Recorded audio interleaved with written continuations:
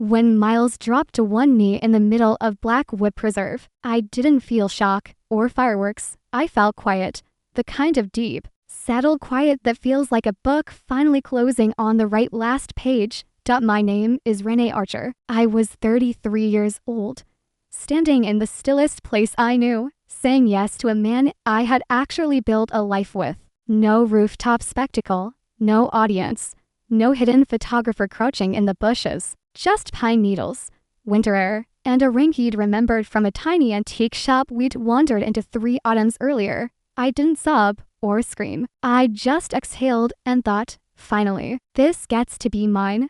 I waited until the next day to call my mother, Catherine. I assumed she'd want the story from beginning to end. How he asked, where we were standing, what the ring looked like in the light. She picked up on the 3rd ring. We traded shallow pleasantries for maybe 15 seconds. Then she asked, in that soft, delicate voice she only ever reserved for one person, have you told Jade yet? Not congratulations. Not I'm so happy for you, honey. Just that dot, and in the empty beat between her words and mine, I felt it. The first cold click of something I already knew too well, but didn't want to name. This wasn't just a reaction, it was a warning. I told myself she was simply surprised, that she'd call back later, apologize, ask to see the ring, be excited in her own clipped, careful way. Instead, I gave her space and moved on. Miles and I started planning. We booked a late February wedding at a small mountain lodge in Ashford, North Carolina. The place was surrounded by pines and mist, tucked so far back in the hills you lost cell reception half a mile before you arrived. Exactly the opposite of a production. We picked deep wine red and soft cream for our colors because they felt grounded, simple, and showy. We capped the guest list at 70, only the people who knew us and loved us without performance. For a few weeks, it felt easy. 5 weeks after we announced our engagement, my younger sister Jade announced hers. Her post blew up my feed before I even saw it. A professionally shot sunset photo on a rooftop bar, fairy lights glittering in the background. Her new fiancé dipping her low like a perfume commercial. I didn't recognize him. The caption read, when you know, January, we're coming for you. His name was Noah, a wellness and mindset podcaster based out of Charlotte. According to the story she posted later, they'd met 8 weeks earlier at a collagen supplement launch party. I didn't comment. I didn't say anything when she booked a vineyard 12 miles from our lodge. I didn't say anything when she posted a picture of her dress, the lace neckline, almost a twin to the one already hanging in my closet. I didn't say anything when I saw my florist tagged in one of her stories, ranging the same wild and done bouquets I'd already put a deposit on. My phone lit up with messages. Isn't that your venue? Didn't you show her that dress? Wait, is this a joke? I typed back the same line to everyone. Must just be a weird coincidence. But inside, something old and tight twisted itself awake. Not rage, not even jealousy, just that heavy, familiar ache of being overridden. When we were 12, Jade told a teacher I'd pushed her down the back stairs at home. I hadn't. She'd slipped in a pair of my mother's too big heels, chasing me after I refused to trade Halloween candy. There was no shove, no fight, just a thud and a wail. By the time I ran downstairs, Jade was already sobbing that I'd attacked her. My mother believed her on the spot. No questions. No, Renee, what happened? Just the instant, automatic assumption that Jade was the wounded one and I was the problem to be managed. That was the star of her pattern I spent most of my 20s trying to convince myself I'd imagined. Now, it was back, just dressed in white, filtered through sunset presets, and wrapped in hashtags and public sympathy. Jade's wedding was live-streamed on a Sunday in early January. She had a drone team and a custom overlay designed with her hashtag. There was a sponsorship deal with some artisanal organic Prosecco brand. Influencers I'd never met tagged themselves at her fairy tale ceremony. I watched the stream alone on my couch. She descended a sweeping staircase in a gown that could have been ordered from the same catalog as mine. Same neckline, same lace, Even the cut of the skirt was eerily familiar. Their first dance song started her soft acoustic cover of the exact ballad I'd once told her, in confidence, I wanted for my own wedding someday. I watched long enough to recognize each piece she'd lifted from me, like a collage cut from my life. Then I closed my laptop, walked outside barefoot, and stood in the snow until my toes went numb. 6 weeks later, they separated. 2 weeks after that, the divorce papers were filed. Noah had been cheating with her maid of honor since before the wedding. Jade posted a crying video to her story. Mascara streaked, nose red, captioned, sometimes it's the people you trust who burn your whole world down. I didn't send it to Miles with a joke. I didn't laugh. Even privately, I texted her one thing, I'm sorry you're going through this. If you need anything, I'm here. She never replied. But I saw the read receipt. She always read everything. Answering was optional. By November, our wedding was fully locked in. We'd confirmed the lodge, signed off on the final menu tasting, synchronized the playlist down to the second. The wax-sealed invitations sat in neat rows across our kitchen table like a tiny paper city. Packing them into envelopes one night, I remember thinking, maybe this time will be different. Maybe she's too wrapped up in her own life to care about mine. Maybe we'll have this one thing without it turning into theater. 2 days later, my phone rang. My mother never calls. She sends clipped texts, practical and sparse.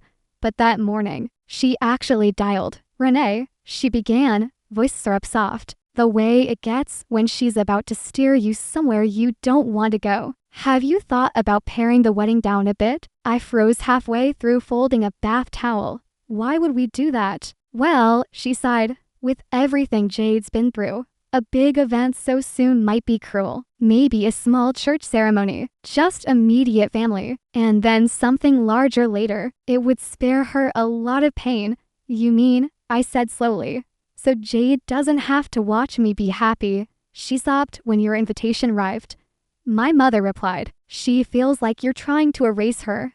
Erase her? The word hit like cold metal, as if my engagement were some act of aggression, as if joy were a limited resource, and I'd taken more than my share.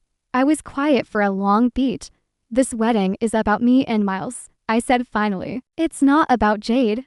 If you really loved your sister, she answered, sharp now, you'd wait. Then she hung up. I stood there in my half-folded laundry, heart thudding that old familiar rhythm. Someone is upset. That must be your fault. Fix it, shrink, apologize. I didn't tell Miles right away. I needed the sting to stop buzzing in my ears first. That evening, he walked into the living room holding his phone like something contaminated. She called me. He said, who? Your mom. He sank down next to me and let out a long, careful breath. She said, I'm the reasonable one, and maybe I could talk you into scaling everything back. She kept repeating how fragile Jade is, how a big wedding would destroy her. He shook his head slowly. She really believes it, Renee? That you owe it to your sister to dim your life? Did you say anything? I asked. He gave a humorless half laugh. I told her no, that we're not changing a damn thing. My fingers were stiff with tension, but under the anger I felt something cool and clear settle into place. This was not about centerpieces or guest counts. It was about an old story my family kept handing me, over and over, with different props. Be smaller so Jade can stay bigger. Step aside so Jade doesn't have to feel her own emptiness. And for the first time, I saw the whole script, start to finish. Thanksgiving arrived like a slow-moving storm. You see it on the forecast. Feel the pressure drop days in advance. Miles told me we could skip it. We'll hike, just us. No politics, no drama, no Jade. Part of me wanted to say yes, but there was another part of bruised, stubborn part that needed to know, needed to see if I was imagining this, or if it really was as bad as it felt. My Aunt Lydia hosted that year. Her house always smells like rosemary and slightly burned pie crust, which in my head translated to safety, childhood sleepovers, board games, the one adult who never seemed to pick a favorite.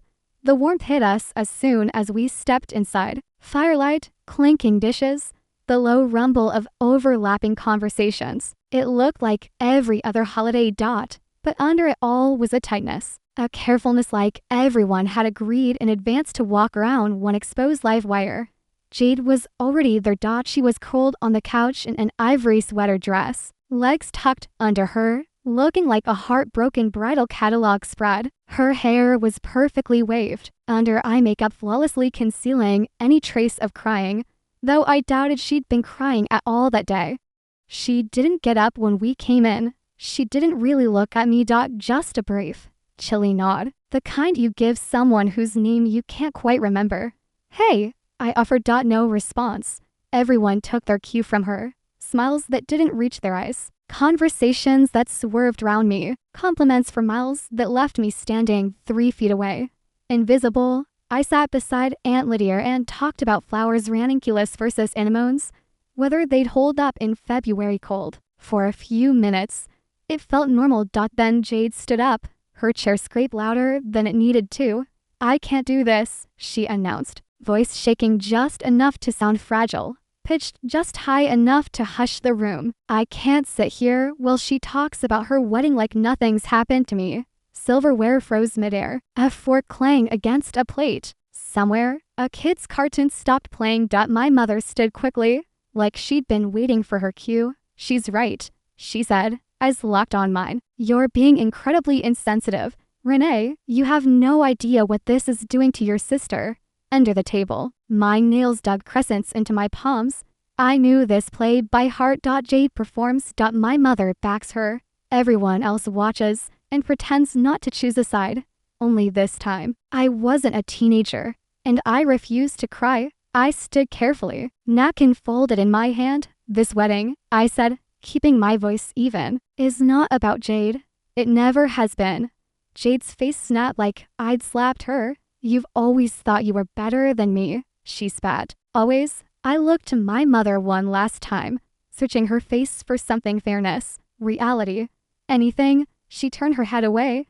That tiny movement broke something in me, not like glass, but like ice. Clean and final. Miles drove us home in silence. I watched bare trees blur by in the dark and felt nothing. No grief, no hope that they'd call and apologize. Just a flat line where those expectations used to live. I didn't sleep that night. I lay on my back, staring at the ceiling, replaying every look, every line. By sunrise, the decision had already been made somewhere deep inside me. I was done. Not angry, not vengeful. Done. By 8 in the morning, I was at the kitchen table, laptop open, coffee going lukewarm beside me. I typed slowly, choosing each word like I was writing a contract, not a plea. "Mom, Jade, over the past several months, I have tried to remain respectful even as you crossed multiple boundaries. What happened at Thanksgiving confirmed what I can't ignore anymore. For my mental health and for the sake of this wedding, I am formally rescinding your invitations. I hope you both heal, but I will not carry this pattern into the next chapter of my life." Renemi's hand trembled when I hit send. Underneath the shaking, something else settled. A quiet, steady relief. Round noon, my mother replied, "I never thought my own daughter would betray her family. You've chosen a man over your blood. If your father were alive, he would be ashamed of you." There it was, her oldest weapon, shame, polish with his ghost. I didn't respond. That night, Jade's email arrived. It was long, rambling, and dramatic, swinging from weepy to vicious every few sentences. She called me cruel. Jealous. Said I was punishing her for feeling things more deeply than I ever could. The last line read, "One day you'll realize you destroyed this family, and you'll regret it for the first time in my life." I read her words and felt nothing stick. They slid right off. I wasn't standing in her line of fire anymore. The week leading up to the wedding felt strangely calm, like the eye of a hurricane I accidentally walked into. The lodge confirmed our details twice over. Tesser, my maid of honor, went over the timeline like she was running a military operation. Miles made sure every vendor had been paid and tipped. We moved steadily forward without once speaking my mother's or Jade's names aloud, not because we were afraid, but because they simply weren't part of this chapter anymore. Then on Wednesday afternoon, Miles' phone buzzed. He glanced at it, then turned the screen toward me. It was a text from Jade. Hey, I know things are weird. I just don't have anyone to talk to. You've always been so kind to me. I stared at it. Why is she messaging you? He shook his head. No idea. We agreed to ignore it. But she didn't stop. 5 minutes later, Renee doesn't really see you, you know? You're everything she isn't. You listen. Then, sometimes. I wonder how different things would be if you and I had met first. Each message was more polished than the last, just enough vulnerability to look innocent, just enough flattery to hook someone who didn't know better. But Miles isn't someone who doesn't know better. He didn't type a single word back. He just kept quietly handing me the phone every time something new came in. By Friday night, she sent the last one. I know it's wrong, but I can't stop thinking about you. I feel like there's something between us. Please don't pretend you don't feel it too. I opened my laptop again. No rage, just clarity. I attach every screenshot, complete with timestamps, to a new email. Mom, I hope this helps you understand why Jade will not be at the wedding. I will not be discussing this again. Rini. Her response came less than an hour later. You're misreading her pain.